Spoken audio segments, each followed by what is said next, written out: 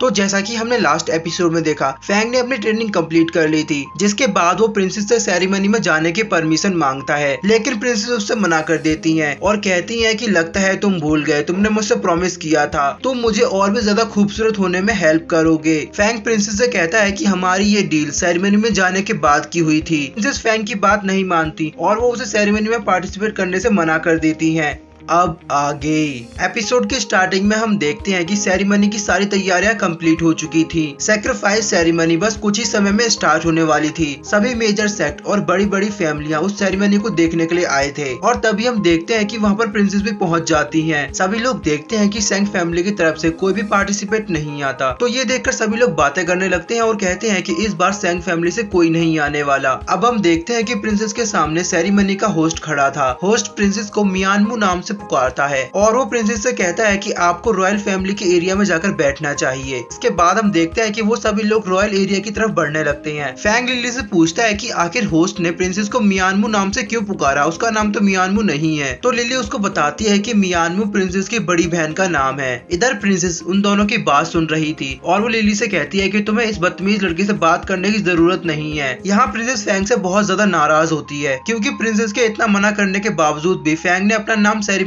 के लिए रजिस्टर करा दिया है। प्रिंसेस फैंग से कहती है कि तुम हमारे साथ नहीं बैठोगे। इसके बाद प्रिंसेस वहाँ से गुस्से में आगे बढ़ जाती हैं। अब जाते हुए लिली फैंग से कहती है कि तुम प्रिंसेस की बात का बुरा मत मानना। उनके जाने के बाद फैंग सोचता है कि आखिर मैंने जो किया वो सही था या गलत। अब फैंग यहाँ सोच ही रहा था कि तभी उसके हाथ का ब्रेसलेट चमकने लगता है। फैंग का ब्रेसलेट वहाँ एक दीवार के पीछे इशारा करता है। फैंग सोचता है कि वहाँ पर जरूर कुछ होगा। फैंग अपने हाथ को छुपाते हुए आगे की ओर बढ़ रहा था कि तभी जनरल उसके सामने आ जाते हैं। जनरल फैंग से कहते हैं कि तुम यहाँ पर कोई भी उल्टी सीधी हरकत मत करना। यहाँ पर सभी रॉयल फैमिली मौजूद है, जिनमें लिन फैमिली भी है और वो लोग तुम्हें देख रहे हैं। अगर तुमने कोई भी गलती करी तो वो लोग तुम्हें सेरेमनी से बाहर कर देंगे। इधर टैन का भाई उससे पूछता है कि क्या ये वही लड़का है जिसने तुम्हें इतनी बुरी तरह मारा था। तो टैन कहता है कि ये वही है, पिछली बार मैंने इसे छोड़ दिया था लेकिन अब मैं इसे नहीं छोड़ूंगा। इधर फैंग जनरल से पूछता है कि क्या उस दीवार के पीछे ब्लैक जेट वॉल रखा हुआ है। तो जनरल उसे बताते हैं कि हाँ, और वहाँ काफी हाई सिक्योरिटी है। जो भी हर साल इस सेरेमनी को जीतता है उसका नाम ब्लैक जेट वॉल पर रखा जाता है। तो फैंग बताता है कि प्रिंसेस ने मुझे इसके बारे में बताया था। तो जनरल कहते हैं क्या तुम्हें प्रिंसेस ने बताया कि ब्लैक जेट वॉल पर मेरा भी नाम लिखा हुआ है। तो ये सुनकर फैंग थोड़ा सा हैरान होता है और कहता है कि मुझे नहीं पता था, प्रिंसेस ने मुझे कभी नहीं बताया कि आपने भी कभी रूटीन सैक्रिफाइस में पार्टिसिपेट किया था। अब यहाँ ये लोग बात कर ही रहे थे कि तभी एक बंदा पीछे से आता है। वो जनरल से कहता है कि मैं आपका बहुत बड़ा फैन हूँ, मैं काफी टाइम से आपका इंतजार कर रहा था। अब जनरल उसके साथ बात करने लगते हैं कि तभी फैंग का ब्रेसलेट उसे फिर से फोर्स करने लगता है और उसका ब्रेसलेट उसे ब्लैक जेट वॉल के पास ले जाने लगता है। फैंग अपने आप को रोकने की बहुत कोशिश करता है लेकिन उसका हाथ नहीं रुकता।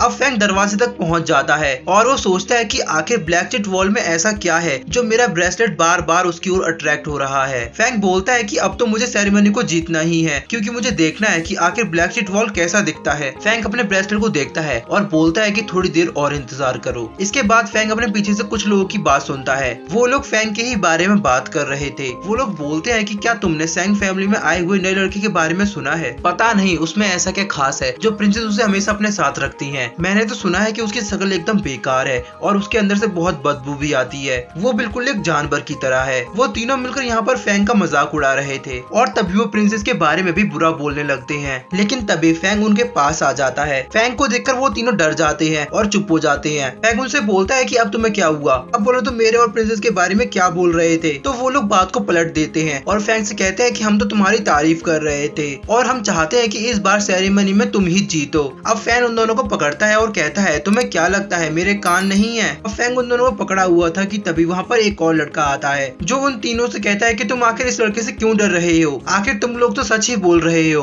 तो फैंग उस लड़के को देखता है और कहता है कि तुम कौन हो और तुम यहाँ पर क्यों आए हो? तो वो लड़का बोलता है कि मेरा नाम सी है। तो फैंग उससे बोलता है कि मुझे तुम्हारे नाम से कोई मतलब नहीं, तुम बताओ तुम यहाँ क्यों आए हो? तो वो लड़का बोलता है कि इस बार सेरेमनी में मैं ही जीतूंगा। तो फैंग उससे कहता है अच्छा ऐसा क्या? तो चलो देख लेते हैं हम दोनों में से कौन ताकतवर है। अब यहाँ ये दोनों लड़ने वाले थे कि तभी मिस जोई वहाँ आ जाती है। जोई उन दोनों से बोलती है कि आखिर तुम लोग यहाँ क्यों लड़ रहे हो? तुम लोगों को सेरेमनी के लिए अपनी एनर्जी को बचाकर रखना चाहिए। जोई की बात सुनकर वो दोनों शांत हो जाते हैं। अब सी फैंग से कहता है कि मैं तुम्हें सेरेमनी में देख लूंगा। तो फैंग उसकी बात सुनकर मुस्कुराता है। इसके बाद वो लोग वहाँ से चले जाते हैं। अब जोई फैंग से कहती है कि मुझे पता है तुम काफी ताकतवर हो और वो तुम्हारे सामने कुछ भी नहीं। तो फैंग जोई से कहता है कि तुम यहाँ पर क्यों आई हो? तो जोई उससे कहती है कि मैं तो बस यहाँ से गुजर रही थी, और वैसे भी मैं तुम्हें ये बताना चाहती थी कि चैंगसी बहुत ज्यादा चालाक है, उसने तुम्हारे लिए यहाँ कुछ ना कुछ प्लान करके जरूर रखा होगा, इसीलिए तुम्हें ये बेवकूफियां बंद कर देनी चाहिए और अलर्ट रहना चाहिए। इसके बाद हम चैंगसी को देखते हैं, वो भी सेरेमनी में पहुंच चुका था। जनरल फैंग के पास आते हैं और उससे कहते हैं कि सेरेमनी स्टार्ट होने वाली है, तुम्हें चलना चाहिए। चलते हुए जनरल भी फैंग से कहते हैं कि मुझे यहाँ पर कुछ तो गड़बड़ लग रही है, चैंगसी ने जरूर यहाँ पर कुछ न कुछ प्लान किया है, उसने अचानक ही इस साल सेरेमनी के रूल्स बदल दिए, वो जरूर कुछ न कुछ ऐसा करेगा जिससे तुम खतरे में पड़ जाओ। इधर हम चैंगसी को देखते हैं जो प्रिंसेस को देखकर बोलता है कि मुझे नहीं लगा था कि तुम यहाँ पर आओगी। चैंगसी बोलता है मेरे ख्याल से इस बार भी फैंग फैमिली हारने वाली है। तो प्रिंसेस बोलती है कि मुझे इसमें कोई इंटरेस्ट नहीं है। अब चैंगसी होस्ट को सेरेमनी स्टार्ट करने का इशारा करता है। होस्ट सभी पार्टिसिपेंट को बताता है कि सभी को यहाँ पर एक मौका दिया जाएगा, जो भी इस ट्रायल को पास कर लेगा वो सेकंड स्टेज पर पहुंच जाएगा, लेकिन अगर कोई हार गया तो उसे दूसरा मौका नहीं मिलेगा।